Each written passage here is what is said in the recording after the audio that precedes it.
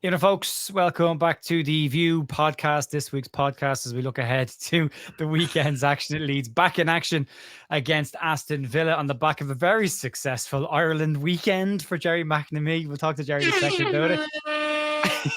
Quick update as well on the channel, just some bits and pieces. We've got some new channel merch, which you're probably seeing on your screen now as I talk about it. So over at Back 4 Clothing, you can check them out. If you want to buy any Leeds merch, you can check out the Fanatics links down below in the description on your audio or on your video platforms. Right, let's check in with the lads. Jerry, I'm coming to you second because I want to hear stories. We'll start off with Paulie. How are you, Paul? How was your week?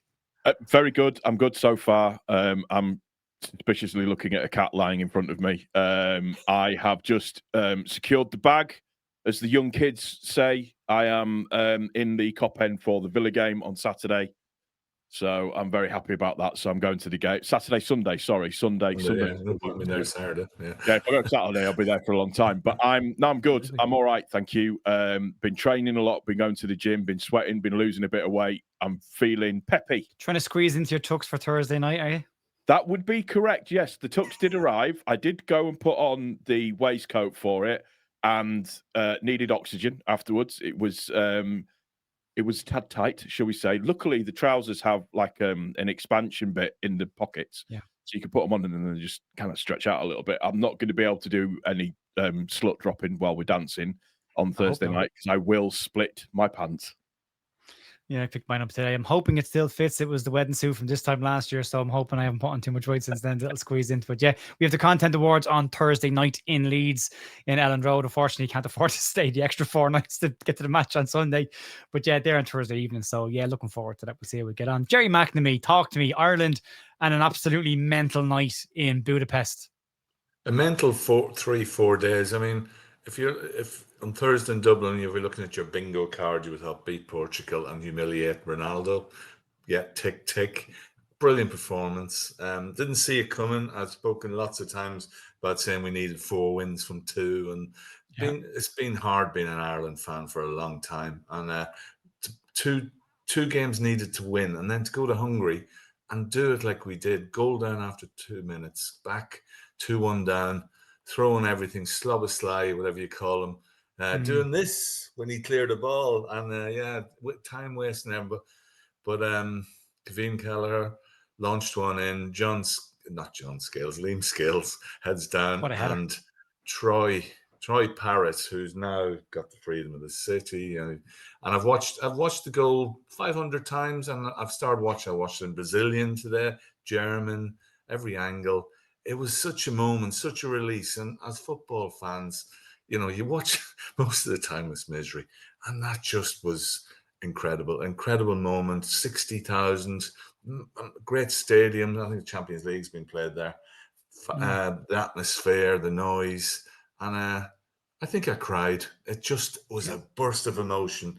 I shows the mad fans. I was beside one guy who's a Tranmere Rovers supporter from Tipperary, and some guy that travels from San Francisco to all the Irish games, and of course the guy with the bell who's always there, and we were on cloud 9, and I had to go back to the hotel for 10 minutes just to sit there and just realize, and I still look at it and think, geez, did we do that? And we're only in the playoffs, but it's the moment. So it depends tonight. If Wales don't win, we have a chance of being in the pot 2, which would be home draw. But looking at the way we are, no fear anybody at the moment. So we have to win 2 more games. It'll be 4 playoffs if we go through. I told my other half a long time ago, there's no chance of going to America. Don't worry, I wouldn't be thinking about that. I'm thinking, but we had the moment, and it was beautiful. It was just beautiful. Don't get that, Paul, when you win all your group games and don't see the goal. Well, that's it. They're spoiled, aren't they, with England winning games, and they're bored by the football. We don't get to win any games. Well, you just get it's not. Do you know what it is? You don't learn anything from qualifying. From yes, winning. we are spoiled. We are absolutely spoiled. It's impressive. It was impressive. 8 out of 8. So many goals scored. Harry Kane just can't miss. All that kind of good stuff. Jude Bellingham's winding everybody up. Jed Spencer's getting told off by Tuchel for showing his usual colours. As a Middlesbrough fan said recently online, a leopard never changes its spots. Which is interesting to see. But I think some of the teams you played had leopards in it and penguins and Salvation Army. And pretty much. not that we're bitter about easy groups or anything, but yeah. You look at it and go, well, come on, we're going to have to face a low block every single game, and we'll probably get. For you. I know. Yeah, you need It's, in the World Cup. You will need the Irish, the Scots, the Welsh, the Danes, all these mad For an atmosphere. feckers. Yeah, and I want to be playing Brazil. That's always been a dream. A World Cup match where we play Brazil and just samba and Irish dancing and everything else. So we'll take this moment, wait for the draw next March. So we're in the World Cup draw. We'll actually be in either or, but we're in it. So we're in it. That's all that matters. Yeah, I got fairly emotional. Heritage point of view, it means quite a lot to me as well. Just so you're aware. So that's absolutely. I am aware this is a Leeds podcast. Yeah, we're going to get to Leeds in a second. Sorry, folks. Yeah. Which is to soak up the weekend, you know. It's been a good weekend for everybody. You know, Wales might do something tonight, although we don't want them to do anything tonight because from an Irish perspective. But, you know, for the Leeds players, we'll see how they get on. Yeah, let's talk about Leeds. Let's start off. Let's the news of the week, or bits that popped up this week. Talk of Harry Gray potentially going out on loan. Mixed reaction to this one, Jerry. To some fans, and I'm in the bracket of thinking, well, if he's not going to play football in the first team for Leeds, probably get him out on loan to the Championship, let him develop, let him get some senior minutes under his belt. A lot of other fans, keep him here, get him involved, have him there, fair shout as well. Where do you sit on that? What are your thoughts on it? I'm on the latter because I think he's such a talent. I think we've got to use him now. You look at Arsenal; they've got that lad. He's 15, probably 16 now. Mm-hmm. A lot of other players come in when they're that age. I'm not saying stick him straight in the team, but use him sparingly. But, you know, Archie, I know it was the Championship, but Archie, Spurs used him. And I would prefer to keep him because sometimes you go on loan, it does, you know, players do improve. Look, Harry Kane we're talking about. He was he had to go around the long way around loan. Troy Paris, who we mentioned, he's been around the houses a bit. But I think Harry Gray he's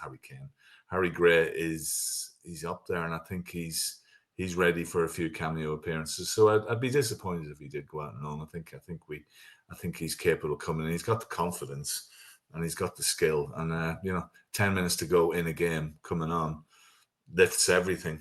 Lifts the crowd, you know. And I think homegrown player, etc., would be good. So I'm for keeping him.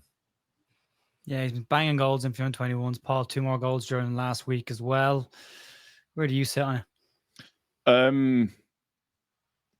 I'm kind of either or. I understand the point of being able to get out and play, and a lot of people will turn around and go, well, Archie got given the time.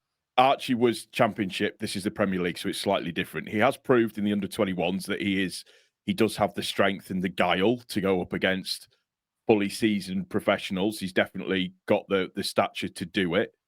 He's done the EFL Trophy with last week with those 2 goals against the men's side. So. Yeah, no, absolutely. But the other side of it, or the other side of the coin is, for me, I don't think we have the luxury this time around of being able to bring him forward yet in the Premier League because of what our current position is. If we were a bit further up the table, I would say, yeah, 100%. But also, am I right in saying that if he does go out on loan, that'll free up a space, won't it, in the team as well? He's not 21, so he's under 21, so no, it won't. But yeah, on that basis, just the fact that we aren't, let's just say we aren't just nicely cruising through this first return back to the Premier League. We are kind of stuttering. And whilst I would love to see it, and I agree with Jerry, it brings the fans in, you know, it's that homegrown talent side of stuff. Don't think we can do it just yet. IMO. Yeah. If he was going to be used, I'd love to see it. Yeah. If he's not going to be used, yeah, it's true. Go play minutes in the Championship like Archie did. But yeah, I'm again kind of split. I'd love to see him used, but if he can get some minutes and play senior football and it helps with the development, speeds it up, great stuff. But yeah, I suppose over the next couple of weeks, we get closer to January, we'll see there's a lot of talk of Leeds looking to bring in another striker. Francolino from Midtjyllands has been linked heavily over the last 2 weeks as well. So they are clearly looking at somebody. Team Talk had an exclusive, although, you know, usual Team Talk exclusives, pinch of salt and all that. They said Leeds are planning to bring in a striker, and that's their primary goal in January. I'd like to see a 10 come in. Yeah. or a right winger, but yeah, fine, okay. So I think it just pushes him further down the pecking order a little bit, or makes the entryway a bit more tricky for him. So yeah, an interesting one. But on that topic of strikers and ex-Leeds players, I suppose, on the back of that one as well, is Patrick Bamford signed for Sheffield United, and Liam Cooper signed for Sheffield Wednesday. Two Leeds exiles, Paul, finding their new homes in Sheffield. Fair play. Let them. I'm pleased for them. I'm pleased for Coops. I think he deserves it. It's he's going into an absolute bin fire, which is probably nothing that he's not used to with having played for Leeds for so long. It was interesting, the Bamford thing, obviously, with the doop. Wilder is a beep beep, and that, to be fair, that I got a lot of respect for Wilder after that, by him just saying, "Look, I give it out. I've got to take it at the same time as well." I think it endeared him to Wilder. Yeah, I think so. And listen, if they can get Bamford firing, fit, and on it in terms of what he can bring to the table, not necessarily the goal output and everything, I think he'll do really well. I think Coops will do well with Wednesday. I think he'll organise them really well. He's a good voice in the dressing room as well. Like I said, he brings that experience, that respect that he has of having been there and done it. So it's weird them going to the Sheffield teams, but I'm very pleased for them at the same time as well. Yeah, don't have to uproot their families, Jerry. They can pretty much stay where they live as well, travel down, they know the area quite well, know both those sides quite well. What are your thoughts? Yeah, I think Pat Bamford was playing for the reserves this afternoon. A friend of mine he's a Sheffield United fan, was going to watch it, so be interesting. And I said to him, Bamford, if he's injured, that's annoying, and sometimes he's frustrated. But he's a streaky player. He goes, if he scores one or two, he'll go on a run. So they'll either love him or hate him at Sheffield United. But brave to move, to a ex Leeds player. Could get a bit toxic if it doesn't go well. But as you say, it's not fashionable. But I've always liked Wilder because he is a bit of a lad. He says things and maybe does things and stuff that shows that he's a fan as well. So and yeah, to take Bamford on board is just go, well, you said that. I said about you and stuff. So I think it could work for them. I think Liam Cooper, he's done away. I mean, he's gone into bin fire like Sheffield Wednesday, although their turn, thankfully, they seem to be on the way back, although it looks like these points will take out of them. But he was signed during the Hockaday thing. So we've seen a few things at Leeds. And he's had that spell in Bulgaria, which was a sort of left field move. And I think he's complete. I think I've seen on your coverage today, Jerry's done his masters, hasn't he, in management or business, and so he's obviously so he's an ambitious guy. He's a good ambassador. He's great for us and great ambassador at various times. And some of his I always remember that performance against Brentford where his kid was ill in hospital and he left and he came back and he turned our season around after a bad run. But I'd love to see him back at Leeds one day. Who knows? But I think two good recruits for both of those teams in the lower leagues. I shouldn't really say that because we'll be back. Don't get too cocky too soon, Jerry. Yeah, that's what I said to me, Sheffield mate. Says, "Oh, he's still playing then? Oh, that's great, lovely. Hope he's a doing." No, we shouldn't because we know the outcome. We have to make hay. So good to see because he's waited and he's waited till his time. He was supposed to be going to Spain. He was training with Coventry. Wouldn't like to go and see him work with Fat Frank because that's not good for anybody. So that'd be interesting. It gives us a bit of stuff to watch and watch Joffrey at Hull, we spread our seeds in the championship and see how they go. Yeah, hopefully Joffrey goes back at some point. He's having a hell of a season right down there right now. I think he's had 7 goals and 3 assists so far this season in 15 games, which is nuts. He's having a great time. And he's playing as a right winger or as a 10 at times as well. So, interesting one. We won't get into the his manager describing him as Dennis Bergkamp. It was a quote. I know he's not Dennis Bergkamp. Stop coming at me. I didn't mean it. It was literally what his manager said about him. But that's, we'll get on and talk about the more important stuff. And that's what's coming up for Leeds this weekend. And the next 4 games specifically, we tend to do this straight after an international break, is have a look at the next 4 or 5 fixtures. But there's no point looking past the next 4 to any more than that, because by Jesus, it's a tough run that we've got coming up. Although, Jerry, Daniel Farke will be a little bit more, maybe not necessarily relieved isn't probably the right word, but a little bit more easy knowing that 3 of the next 4 at least are coming at home. We've got Aston Villa at home, Then we've got away to Manchester City, which won't be easy. Chelsea at home, Liverpool at home. And of the 4 fixtures right now, Liverpool looks like the one that's probably the easiest one, but they've got to get past an inform Aston Villa this weekend. They've got 4 wins and 1 defeat in their last 5 games versus Leeds. 1 win and 4 defeats in our last 5. So won't be tricky, but won't be an easy one, I should say, to get past first. No, after a slow start by Villa, they're really in their stride now, and as you say, we've seen this coming all season, and that's why we said we needed points on the board by now. Hopefully, our home form will carry us through, because our away form, as we know, has been dreadful. Villa, the crowd will be up for it Sunday afternoon, which is not always the best for us. After an international break, funny things can happen, but there's enough of a gap, I think, to Sunday to really clutch at straws there. But we got to see a marked improvement from what we've seen the last 2 away games and a bit of the West Ham game. I don't think there'll be any changes of note, probably just with injured players. I think Calvert-Lewin was out last time because he had a knock. And it's whether he moves the midfield around or brings Pascal back, or just some new radical formation, which is not going to happen, as we know. So I expect sort of the same team and the same setup. Vital we get the early goal and take it. Hopefully it carries us through, because these are the games that we knew when we come up to the Premier League. These are the games that are going to be tough, but funny things happen. And Villa, we hope good runs come to an end. God, I'm not sounding confident here, am I? But yeah, you're kind of in the middle. I'm with you though. You're in the middle on this, kind of like, well, hopefully our team can raise their game better than the last couple of games, because it's been pretty awful, and we need to see better, and we need to see things being tighter, and not give away such stupid goals as well. And if we play like we say we did against Newcastle. Seems a long time ago now, and a bit of the West Ham game, I think we got a chance. You got to hope. Paul, it's the hope that kills you, is what they say, Jerry, but they also say form is temporary. So let's hope Chelsea, Liverpool and Manchester City's form, or Villa's form I should say, is temporary.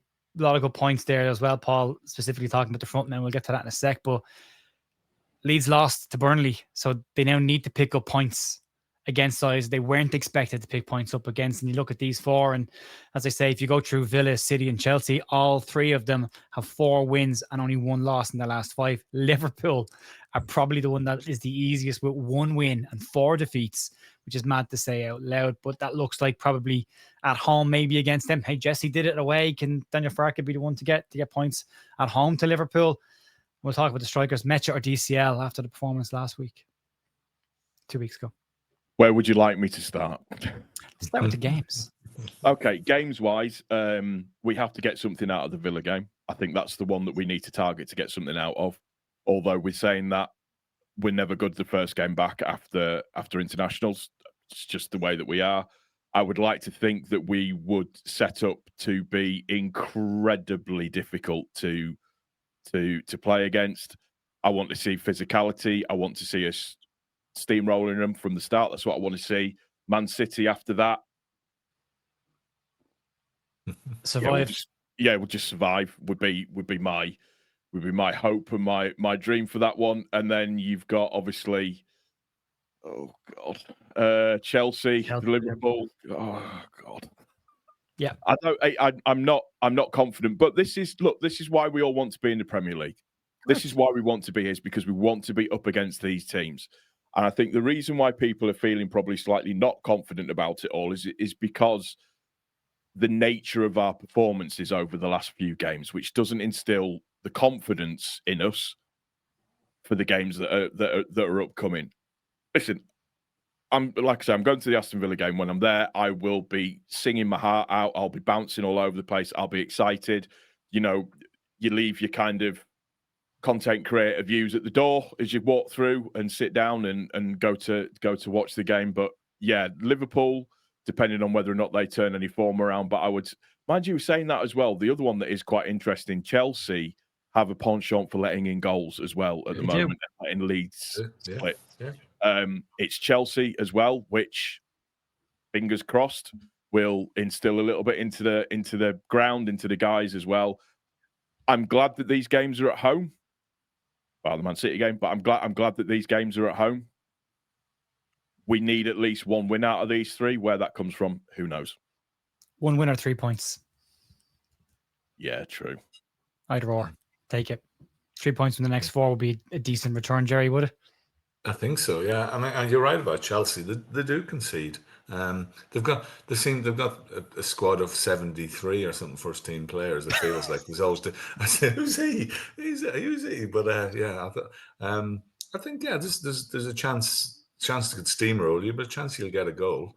And I suppose more open play with these teams maybe makes it better. Man City game, as you say, you just pray, because I mean Haaland, he's okay. He scored 28 goals. Oh, yeah, he's qualified for the World Cup, beat Italy 4-0. Yeah, and not just him. So Man City, I'm going and hoping. But the last time I was there, it was 7-0. God. I'm hoping we do ourselves justice. But it's a free hit, I suppose, in a sense. And Liverpool, who knows? The bad run can't go on forever. But you'd always hope it would with Liverpool, but it won't. What did Mick McCarthy say about that, Jerry? This can't go on forever. Yeah. Can, Will it end? It can. Yeah, it can go on. Sure, they've not drawn a game all season, Liverpool. They've either won or win or lose. Yeah, win or lose. 3 or 4 points out of this lot 4 points, I think, would be fantastic if we got it. And we look at the other teams; they've got to play hard games as well. I think we were saying just before we come on is the bottom 3 all have got difficult games this week. Yeah. Arsenal and Bournemouth, and can't remember the other one, but yeah, they're all West Ham away to Bournemouth, Forest away to Liverpool, Burnley at home to Chelsea. So it might be a weekend that saves us from dropping into the bottom 3. Mm-hmm. You know they'll win all 3 of those 3 below us. That's what happens with Leeds. Yeah, who knows? But the old adage, and we know I'm going to say, you take each game that comes. Don't look too far ahead. This one, get a result out of this, and everybody's happy. The fan base is delighted. Would you take a draw? Possibly. Just make sure get something on the board, and just keep that gap between us and below, which is getting tighter and tighter. But yeah, these are difficult games. I watched Slobby Sly, whatever you call him. He just ran the game. The guy is a good player. Everywhere. He is a great player. Not one going to the World Cup, of course, but he's a great player. Don't mention that.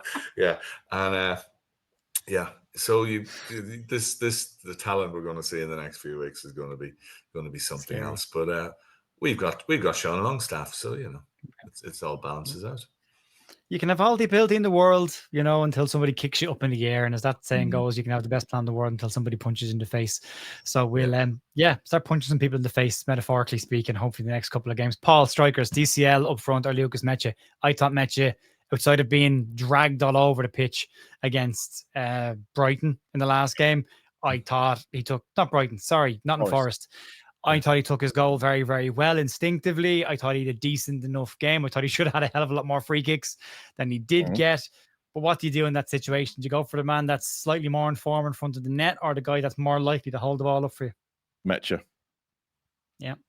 I liked what I saw with Meche in the first 2 games of the season. I liked what he was doing quite well is that he was playing balls to the wings. He was either trying to hold it up or flick the ball onto the wing for players to run onto. And I think if you've got Okafor, and I think if you've got Dan James, the lesser spotted Dan James that nobody seems to know what's going on with at the moment, the same as Nonto. If you've got those 2, if you've got any of those 3 on the wings and he's flicking the balls onto those 3, then yeah, that'll be a lot better. But I was really impressed with it. For me, that was the one positive, the instinctive finish that he had against Forest. That was the one positive for me to take out of the entire game. So start him up front. Just start him. He's deceptively quick as well. He's a lot quicker than what people give him credit for. He's actually quite skillful with the ball at his feet. I've seen that a couple of times as well. Yeah, and he can take it out wide and create space. So I'd play Meche. Yeah, it's an interesting one. Thoughts on that one, Jerry, and also the right-hand side as well, because El Brendy doesn't get back until Thursday morning. I think he plays Wednesday or late tonight, I think, for the US, or maybe it was last night, but he's not due back until late. So there could be a question mark over Dan James over Brendy. When he doesn't go on assist this season, though. So, for the sticky traffic controllers strike in America. That's what we need. Yeah, I'm not sure. He nearly scored the same goal at Brighton. He was unlucky. The keeper made a good save. I suppose it's either one. I think probably I would be okay with. Just make sure that everybody around them is with them, not leave them isolated, because that seems to be the issue. Have someone, if Calvert-Lewin wins a header and knocks it down, there's nobody there. Well, what's the point? And I think he's done great work on it. So either one, I don't have a problem with. I suppose it's who comes in. Is Willie fit? Is he, if Should he's have fit, mini preseason, Daniel says, now yeah, after 4 weeks off. yeah. If he's fit, put him in, or Dan James, either one of them. Yeah, put him in. It'd be the one, because Okafor will start. But yeah, play either one of them, and because I think, yeah, I know we laugh about Brendy and everything. He's had good and bad games, but I think they need to change that. Need to change and not experiment with Jack at left back. Take him, if he's going to come on, put him on a position he needs to be and do a job, because he's done a job a bit this season. And I think those are probably the positions. I think is a Stack or Tanaka. That I think those will be the decisions we made. There'll be nothing radical, nothing big. I don't think, does Pascal come back in? I don't know. I think Bijol, he got subbed the last time. Was that his chance? I wouldn't necessarily. I think someone said he was at fault for the goal for an international last night. I don't know. That's probably a bit unfair, but. He's playing against Gabby tonight, isn't he? Or is it tonight, or have they already played Sweden against Slovakia, Slovenia? I think, listen, Chris McMenemy from Square Ball, I think, been watching it. I think Gabby was dropped and he was on the bench. We come on 50 minutes so in the first game, but it'd be interesting coming back from internationals. Hopefully, we're all watching the Welsh game. I'm watching the Welsh game tonight, hoping Macedonia gets something, because that means we go into an easier pot. But we're all looking at it as well to make sure nobody gets injured. I was worried about Joe Rodon last game, but I think he's played. He looked like he was holding his hamstring in Forest, but I assume he played against Liechtenstein the other night. I must admit I didn't record that one, so I assume he did play. Sounds dreadful, Liechtenstein, Jesus. Anyway, we have problems. Yes, I think those are the sort of trend, but it probably, I wouldn't be surprised if it's the same team in the match or DCL come in. We know that Daniel doesn't change it, doesn't rotate it. So, no, he might change it, a bit of pressure, and a lot of talk about pressure this week, and maybe he'll make some changes. Slovenia and Sweden play tonight. Gabby did pick up an injury in training last week, was used off the bench and came off the bench and left the back pass a little bit short. That caused them problems during the week. So yeah, they play each other tonight. So yeah, a couple more games to go before everyone gets back fit and healthy. I think Tanaka played this afternoon, so he's back, traveling back for tomorrow, so he'll get a couple of days in. But yeah, like Jerry said, Polly, I expect to see any major changes for this game. I'm not expecting. I'd like to see some changes. We've talked an awful lot about something needs to change, either the style, the tempo, the approach, whatever it is needs to change. But do you think you'll see that change for the Villa game, or will we get what we've seen from Leeds this season at home, a really intense first half followed by a slightly more defensive second back, or in some cases a complete sit on the edge of a 18-yard box in the second half? I think that we will get exactly that. I think that we'll get a bit more of a quicker first half and try and do the damage in the first half if we can. And then from that, I think it'll be a case of we hold what we have, which I think is a dangerous game to play. But in terms of wholesale changes, no way Aronson can start. No, he can't. He really, really can't. I understand what Farke likes in him and what he brings to the team, but for me, he can't start. So that's got to be either Nonto or James that's on the right-hand side. Given Tanaka late coming back as well, I would probably say that your midfield is going to be Stack, Ampadu and Longstaff. It's just it's a combative midfield, isn't it? Yep. And yeah, we get annoyed because it's does that sit deep, but I think hopefully he's going to tell them that he wants them to have a go. I'd love to see a change of system. It's not going to happen. I'd really like to see what he does with the defence, whether or not he brings Biol in or if he brings Pascal in. Who knows? But I don't. We all know what we want. It's a question of what is Farke going to do, and the problem is trade the back. It's not going to happen. It isn't going to. As much as we want that to happen, as much as we would love that to happen, It's not. It just isn't. I would love it. I'd love it to, but it's not. But then again, we're saying that I would fully expect to see the starting lineup with Aronson in it again, which would infuriate me. But for me, what you do is Aronson and Harrison are who you bring on in the 70th, 75th, 80th minute just to tighten it up and just to hold it down a little bit more. Exactly like what we did in the Everton game and the Newcastle game, because guess what? It works. It absolutely works. We stopped doing what's worked. I would like to see us doing what worked again. There are positives to this season. Like, I know it's been a bit doom and gloom and negative over the last couple of weeks, and that's part of the course. I know people are giving us a bit of stick for talking about managers' pressure and maybe other managers coming in, but that's just par for the course when you're doing this. Like, we're giving our opinions out loud because, you know, everyone else is doing it down the pub or in a coffee shop. We're doing it over this, and that's just the way it is. No one's going out of their way to actively, especially not on this channel, no one's actively canvassing for the manager to be fired. And also, we don't hate the guy. We don't know the guy. I'm sure he's a lovely fella. We're just talking about it from a footballing perspective. But there have been positives this year, Jerry. Those first two games, Leeds have shown that they are very capable of going toe-to-toe from a physicality perspective. They can be very tight. They can be very organized. They can be physical. They can win battles. And they can just make it really bloody uncomfortable for sides to be in Ellen Road. Then when you add the fan base at Ellen Road on top of that as well, it can get a bit uncomfortable for sides. And that has to be, in the 3 home games in this next block of 4, what Leeds need to channel a little bit more. Yeah, the early season, I think, the Arsenal game was, take that out, but Arsenal are potential champions, and we set up wrong. Not then we said at the time, but Everton and Newcastle, real attritional stuff.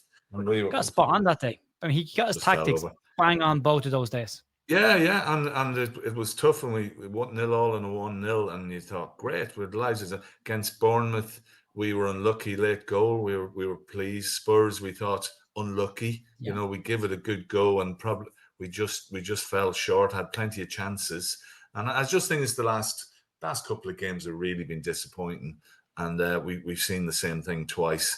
And we just seen sloppy play. So, you know, if we said those were good games, I think people wouldn't take us seriously. So if we go against Villa and absolutely hammer them and win 2-3-0, we'll slide again and we'll say, yeah, fair play, got it right. But we know that we were not going to be winning 6-7 games on the bounce like we were doing in the Championship. But we see there's a platform there. And, you know, we've got 11 points and we're not in the relegation slots, but we're getting a wee bit closer to it. And we've lost games. Burnley game was a very big disappointment. Yeah. But, you know, we could go on a run against these top teams now, and, you know, everything is great again. So we know it's going to go right down to the wire, but we have to get something out of these games, even if it's a couple of draws and a couple of defeats, just something to keep on the board, because the other teams have the same fixtures as well. It's not just us that have hard games. And from what I've seen, Forest were no great shakes. I think we let them off the hook. Burnley, I think, will be struggling. So we just got to get those points and show a bit better. And, you know, the manager changed. I watched 3-5-2 for Ireland the other day, and players playing top of the game and playing well. It worked pretty well, and you had attacking options, which for Ireland we don't get many shots and goals, and we had a lot of chances in those games. So one day maybe that will work out, because we got the players for the system. We do. But, you know, if we go out and play 4-4-2 or whatever what he's been playing, and we win, then fine, no problem with that. But you have to be able to adapt to the circumstances. It'll be very interesting to see. But as Paul says, I will not be surprised if the team is the same, give or take whoever's up front. I will not be surprised, and that would be. That's a gamble if it is, because if it goes wrong, you know, I think Daniel sets himself up. If he gets it right, he can go, there you go. I knew you could do it, and I, for one, will be delighted. So the whole thing is for us to succeed, the manager's got to succeed, and I want to see him say, I like Daniel. You know, he's got a lovely black coat, and his hair is. My other half's a hairdresser, and she keeps saying she could do something with that. So maybe that's where he could change. We can't talk about hair, lads, but, you know, I think we change. So, one thing he didn't expect anybody to say is he could change his hair. Yeah, that's the one thing. Yeah, that's what we want to see. Yeah, 3 bald blokes talking about hair. Yeah, absolutely.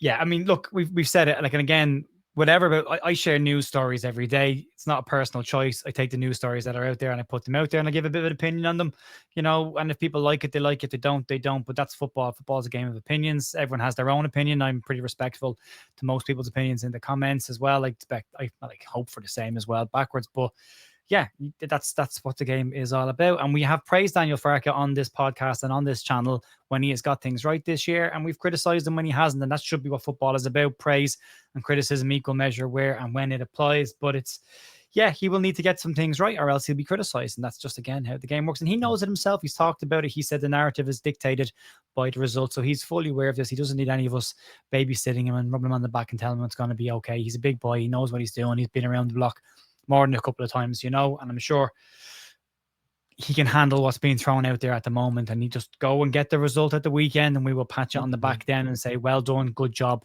move on to the next one. We'll see how we get on. Paul, where's your head at fixture or score wise, I should say, going into the game on Saturday for Villa? You're going to be there. What are you thinking? It's going to go one of two ways. Why can't it go the third way, Paul? That's the easy.